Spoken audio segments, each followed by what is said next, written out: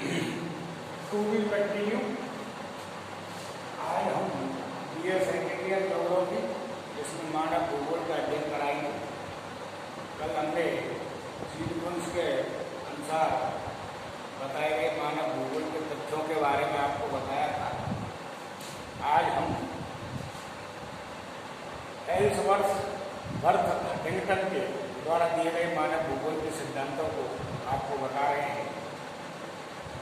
ये सीक्वेंस व हंटिंगटन के मानव भूगोल के जो सिद्धांत है ये आपके सिलेबस में है दोनों विद्वानों के।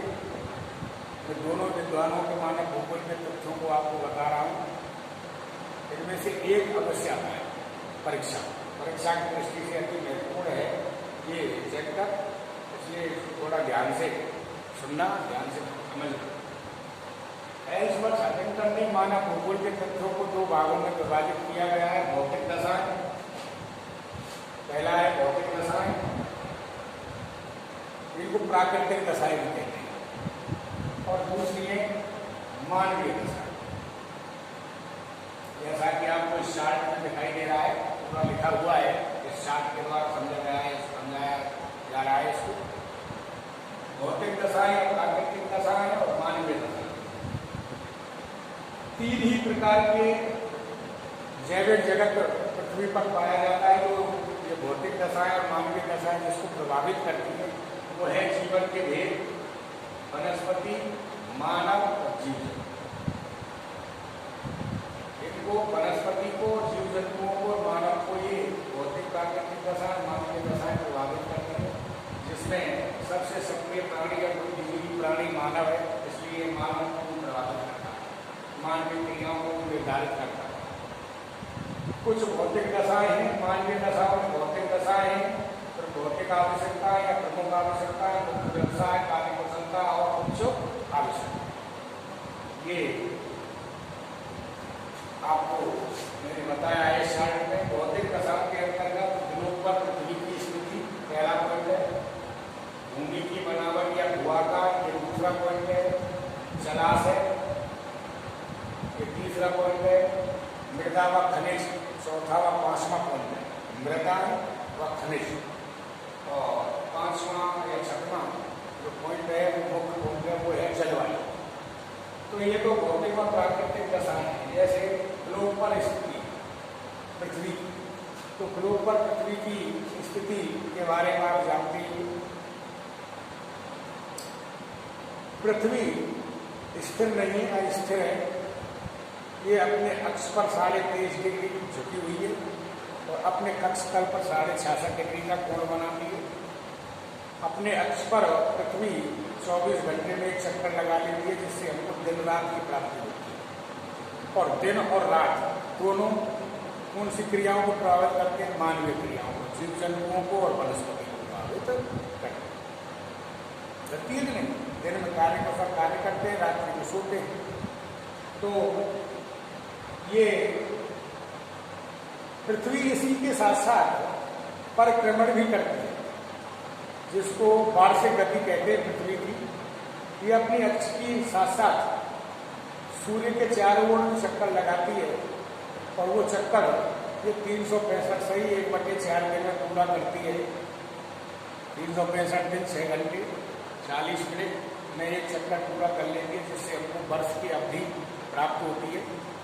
और दिन रात का बनना, ऋतु परिवर्तन आदि क्रियाएं घटित होती रहती हैं। विभिन्न ऋतुओं का पदार्पण जो होता है हमारे यहाँ पर, वो सब सूर्य की परिक्रमण गति के द्वारा होता है, पृथ्वी की परिक्रमण गति के द्वारा होता है। समझे कि नहीं? ऋतु परिवर्तन होता है, वर्ष की अवधि का ज्ञान हमको होता है, समझे कि नहीं? और अब 24 घंटे में जिस चक्कर लगाती है पृथ्वी सूर्य के अपने अक्ष पर, उससे हमको दिन और रात की अवधि का प्राप्त होती है। तो ये पृथ्वी ग्लोब पर पृथ्वी की जो स्थिति है ये मानव की क्रियाओं को, जीव जंतु और वनस्पति जगत को प्रभावित। दूसरा है भूमि की बनावट यानी भूआकार। इस पृथ्वी पर महाद्वीप, महासागर, पर्वत, पठार, मैदान, घाटियां, समझे कि नहीं? नदियाँ, अनेक प्रकार के भूआकार पाए जाते हैं और ये सभी प्रकार के भूआकार पृथ्वी की आंतरिक शक्तियों और बाह्य शक्तियों द्वारा बनते हैं। इसमें मनुष्य का कोई हस्तक्षेप नहीं है, जीव जंतु और मनुष्य का। और ये भूआकार जो है ये मानवीय क्रियाओं को विभिन्न रूपों में प्रभावित करते हैं। पर्वतीय क्षेत्रों के रहने वाले लोग अलग प्रकार की शारीरिक संरचना वाले होंगे, समझे नहीं, और सुगठित होंगे। वो अलग प्रकार की मानवीय क्रिया अपने भरण पोषण के लिए जो क्रियाएं करते हैं वो पर्वतीय क्षेत्रों के रहने वाले लोगों की अलग हैं, समुद्र तटीय क्षेत्रों के रहने वाले लोगों की अलग हैं, पर्वतीय क्षेत्रों के रहने वाले लोगों की अलग है, मरुस्थलीय क्षेत्रों के रहने वाले लोगों की अलग हैं और समतल मैदानी क्षेत्रों में रहने वाले लोगों की अलग है। तो कहने का तात्पर्य है महाद्वीप और महासागर, पर्वत, पठार और मैदान, घाटियाँ, ये विभिन्न प्रकार के जो भू आकार हैं ये मानव की क्रियाओं को, मानव के शरीर को, रहन सहन को, खान पान को, वेशभूषा को, संस्कृति को विभिन्न रूपों में प्रभावित करते हैं। ठीक है कि नहीं। तीसरा जो पॉइंट है वो है जलाशय। जलाशयों में बेटा पृथ्वी पर जल के जो भंडार हैं वो महासागर हैं। महासागरों में जल पाया जाता है और महासागरों के अलावा सागरों में, झीलों में, नदियों में, तालाबों में, पोखरों में विभिन्न रूपों में जल पाया जाता है। ठोस अवस्था में भी पाया जाता है, द्रव अवस्था में भी पाया जाता है, गैसीय अवस्था में भी पाया जाता है। अब आप ले लो अंटार्कटिका महाद्वीप है, भारत विश्व के दक्षिण में, ग्लोब पर पृथ्वी के दक्षिण में अंटार्कटिका महाद्वीप है। वहाँ जो जल है वो ग्लेशियर रूप में, बर्फ के रूप में। इधर उत्तरी ग्रीनलैंड है, उत्तरी कनाडा है, पूर्वा ग्रीनलैंड है, उत्तरी साइबेरिया है, आर्कटिक प्रदेश है, वो उत्तरी ध्रुव जिसको कहते हैं, उत्तरी ध्रुव के नजदीक वाले क्षेत्र हैं। वहाँ पर भी जो जल है वो ग्लेशियर या बर्फ के रूप में पाया जाता है। इधर हमारे कुछ पर्वतीय क्षेत्र, भारत के उत्तर में हिमालय है, जिसमें हिमालय में हिम का घर, जैसा कि नाम से भी देते हैं, हिमकुलाशाल है, यानी हिम का घर, बर्फ का घर है। तो वहाँ भी जो जल है वो बर्फ के रूप में पाया जाता है। तो ये ठोस रूप है बर्फ जल का। महासागरों में, नदियों में, झीलों में, आर्सेनिक सागरों में, खाड़ियों में जो जल पाया जाता है वो द्रव अवस्था में, द्रव रूप में पाया जाता है। तो ये विभिन्न जो जलाशय हैं ये समुद्र हैं, समुद्रों से हमको विभिन्न प्रकार के खनिज पदार्थ प्राप्त होते हैं, विभिन्न प्रकार की खाद्य सामग्रियाँ, मछलियाँ आदि प्राप्त होता है, शैवाल, कवक प्राप्त होते हैं, मछलियाँ प्राप्त होती है, जिसकी 4% जनसंख्या भरण पोषण समुद्री संसाधनों से ही होता है। खनिज तेल है, प्राकृतिक गैस है, यूरेनियम, थोरियम, ये आदि प्रकार के जितने भी खनिज हैं वो सब, नमक है, लवण रूप में, ये सारे खनिज हमको समुद्रों से मिलते हैं। समुद्र हमको आवागमन का मार्ग प्रदान करता है, सस्ता, सुगम है, रेल, सड़क, परिवहन आदि कुछ भी बनाने नहीं पड़ता है। महासागर व्यापार के प्रमुख केंद्र हैं। विश्व का अधिकांश 90% जो व्यापार है वो महासागरीय जलमार्ग द्वारा ही होता है। तो ये मानवीय क्रियाओं को प्रभावित करते हैं। सब महासागरों के तट पर जो देश हैं, जो राज्य हैं, जो फैले हुए हैं, वो अच्छे नाविक रहे हैं। वास्को डी गामा, कोलंबस, समझे नहीं, मैगेलन, कुक, ये जितने भी नाविक थे जिन्होंने विश्व के देशों को विभिन्न प्रकार से खोज किए, ये सभी समुद्र तटों के रहने वाले लोग थे, जो इनमें साहसी होते हैं और अच्छे नाविक होते हैं, अच्छे तैराक हैं। तो ये मानवीय क्रियाओं के महासागर हैं। तो मानवीय क्रियाओं के जल के अपार भंडार है। संगमन द्वारा वर्षा भी इन महासागरों से होती है। उन्हें वो जल वर्षा के रूप में नीचे आकर के नदियों में, उनमें प्रवाहित होता है, उन्हें सागर में मिल जाता है। ये जल चक्र पूरा होता है।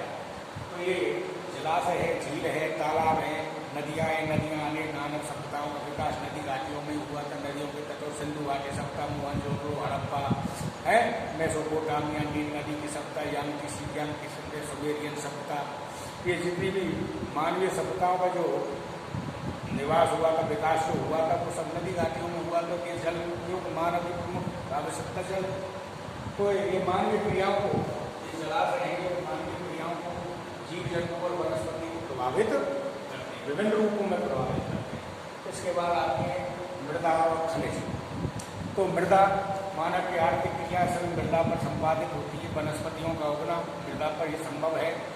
मानव की भोजन रूप की जितनी भी आवश्यकता हैं और कुछ औद्योगिक फसलों का भी जो उत्पादन जो किया जाता है वो सभी उपजाऊ मिट्टी क्षेत्रों में ही किया जाता है। तो विश्व में विभिन्न प्रकार की मृदाएँ पाई जाती हैं। विभिन्न प्रकार की मृदाओं की अपनी अपनी विशेषता है। तो इसमें कुछ उत्पादन होता है, किसी में कुछ उत्पादन होता है, किसी में कुछ उत्पादन होता है। तो ये मृदाएँ जो हैं ये मनुष्य की, मानवीय क्रियाओं की, जीव जंतुओं की और वनस्पति को प्रभावित करती है। उसी प्रकार के से खनिज, अगला जो टॉपिक है वो खनिज है। तो खनिज ही आर्थिक विकास के नींव है। किसी भी देश के विकास का प्रमुख आधार वहाँ के खनिज होते हैं, समझेंगे। तो जिस देश में जो जितने खनिज पाए जाते हैं वो देश उतना ही शक्तिशाली होता है। अब अरब कंट्रीज में पेट्रोलियम पाया जाता है, विश्व कर रहे हैं जिसे अनुसाई उसकी रेट बढ़ा देते हैं और बिना पेट्रोल और डीजल के किसी का कोई काम ही नहीं चल रहा है। किसी भी देश का, कोई भी देश आत्मनिर्भर नहीं है, ये भी आपको विदित है भाई। खनिज पदार्थों में कोई भी देश आत्मनिर्भर नहीं है। जिस देश में आवश्यकता से अधिक, वहाँ की आवश्यकता से अधिक खनिज प्राप्त होते हैं तो आयात और निर्यात करता है, व्यापार को बढ़ावा देते हैं। ये खनिज उद्योगों की नींव हैं। उद्योगों में कच्चे माल के रूप में ये खनिज काम में आते हैं और उद्योगों में उनका रूप परिवर्तन करके उनको अति बहुमूल्य बना करके व्यापार के जरिए और हमारी आवश्यकताओं की पूर्ति में ये सक्षम है। तो ये मानवीय क्रियाओं को प्रभावित करते हैं खनिज, मृदा वगैरह। और अंत में अगला जो भौतिक प्राकृतिक दशाएँ जो हैं वो है जलवायु। तो जलवायु विश्व में 3 प्रकार की जलवायु मुख्य रूप से पाई जाती है। 3 ही जलवायु कटबंध है, उष्णकटिबंध, शीतकटिबंध और शीतोष्णकटिबंध। विश्व के जितने भी विकासशील विकसित जो देश हैं, अधिक जनसंख्या वाले जो देश हैं, विकसित जो देश हैं, वो शीतोष्णकटिबंधीय जलवायु या मानसून जलवायु में पाए जाते हैं। क्योंकि ये श्वासवर्धक जलवायु है। इसमें मानव की कार्य कुशलता, सक्षमता, क्षमता अधिक रहती है, कार्य करने की शक्ति अधिक होती है। ये क्षेत्र ये यहाँ के शीतोष्णकटिबंध जलवायु में या मानसूनी जलवायु में रहने वाले जो लोग हैं वो शक्तिशाली होते हैं, समझे कि नहीं। और बौद्धिक शक्ति अधिक होती है, तकनीकी ज्ञान इनमें अधिक होता है। मरुस्थलीय क्षेत्रों के लोग रहने वाले लोग हैं, उष्णकटिबंधीय जलवायु में रहने वाले लोग हैं, वो या तो आदिवासी हैं या ये यावर है, जंगली है, ये यावर है, आक्रमणकारी हैं, समझे कि नहीं। और शीतकटिबंध में तो जलवायु रहती नहीं, वहाँ तो आदिवासी लोग हैं। जैसे टुंड्रा प्रदेश की जलवायु, टुंड्रा प्रदेश में एक्समो, समझे कि नहीं, लेप्स, जोकाधी, चुपची, समझे कि नहीं, आदि लोग रहते हैं। उनकी अलग मानवीय क्रियाएँ अलग ही, वहाँ का वातावरण है, उन्हें अलग ही उनका खान पान है, उनकी वेशभूषा, रहन सहन, संस्कृति, आमोद प्रमोद, ये सब साधन अलग है, समझे कि नहीं। तो ये 6 प्राकृतिक दशाएँ, भौतिक दशाएँ हैं जो पृथ्वी की स्थिति, उनकी बनावट, जलाशय, मानव, मृदा व खनिज और जलवायु। तो जलवायु ये सभी क्रियाएं, जलवायु सबसे अधिक मानवीय क्रियाओं को सबसे अधिक जो प्रभावित करती है वो जलवायु। जलवायु विश्व में एक जैसी जलवायु नहीं है। जलवायु में परिवर्तन होता रहा है। जलवायु परिवर्तन से ही नई मानव प्रजातियों का उद्भव हुआ है और जलवायु परिवर्तन से ही ये मानव विश्व के 6 महाद्वीपों में जलवायु परिवर्तन के ही द्वारा गया है, पहुँचा है और वहाँ अपनी संस्कृतियों का निर्माण किया और अपना आर्थिक विकास करके वर्तमान रूप में आपके सामने है। तो ये जलवायु सबसे अधिक प्रभावित करती है। वैसे सभी तथ्य हैं, ये सभी तथ्य मानव, जीव जंतु, मानव और वनस्पति आदि को प्रभावित करते हैं। सबका अध्ययन मानव भूगोल में किया जाता है। इंटरनेट मानव भूगोल के तथ्य माने भौतिक तथ्य, ये भौतिक दशाएँ प्राकृतिक। दूसरी जो दशाएँ मानी है मानव भूगोल के तथ्यों में वो है मानवीय दशाएँ। और मानवीय दशाएँ जैसा कि आपको ब्लैक बोर्ड पर दिखाई दे रहा है, मानवीय दशाओं में भौतिक आवश्यकताएँ, मुख्य व्यवसाय, कार्य कुशलता, उच्च आवश्यकताएँ आती हैं। भौतिक दशाओं में भोजन है, वस्त्र है, मकान है, औजार है, यातायात के साधन। तो मानव की उत्पत्ति से लेकर वर्तमान तक मानव का एक ही आवश्यकता थी, पहले भोजन थी, फिर कुछ समय बाद उसकी दूसरी आवश्यकता में जन्म लिया वस्त्र, और तीसरी आवश्यकता में जन्म लिया फिर वो भोजन, मकान का। तो ये मनुष्य की प्राथमिक आवश्यकता है, मुख्य आवश्यकता है भोजन, वस्त्र और मकान। उसके बाद औजार बनाए उसने, उनको संपादित करने के लिए, अपने इन क्रियाओं को संपादित करने के लिए औजार, यातायात के साधन जैसे पगडंडी है, कच्चे रास्ते, पक्के रास्ते, सड़कें, परिवहन आदि का निर्माण जो किया। ये सारी भौतिक आवश्यकताओं का जो मानवीय दशाओं के अंतर्गत इसका अध्ययन किया जाता है और मानव भूगोल के अध्ययन किया जाता है। मुख्य व्यवसाय में जैसे सबसे पहले आर्किड शुरू किया था, शिकार जिसको कहते हैं, फिर मत्स्य व्यवसाय शुरू किया था, फिर पशुपालन शुरू किया था,